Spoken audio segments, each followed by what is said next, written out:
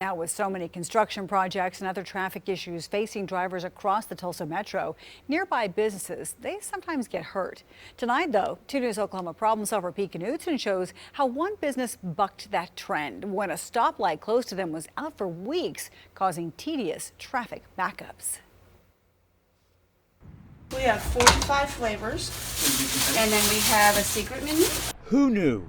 A place that sells only popcorn sits near 55th and Garnett. Has for the last 40 years.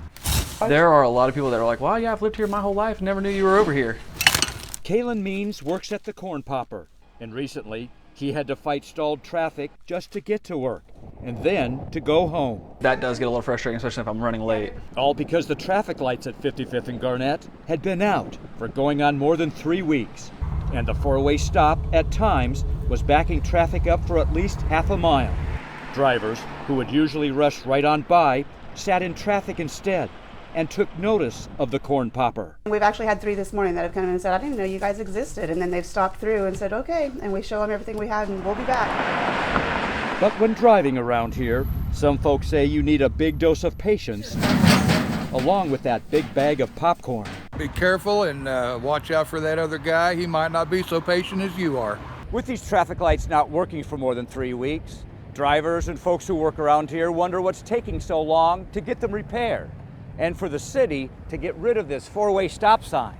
Some wonder if the COVID supply chain issues are to blame. Probably waiting on a part sitting on the barge. But John Russell admits, I don't know why that light's not getting fixed. He doesn't always feel like laughing. This light, it does back traffic up quite a bit, especially in rush hour. People trying to get home. You got kids to pick up at 5 o'clock, you know, and you're running 45 minutes late because of a light. Good news, though, was finally heading their way. After all the complaints, we got in touch with the city and found out a private utility crew had cut power to the traffic lights, and they were responsible to make repairs.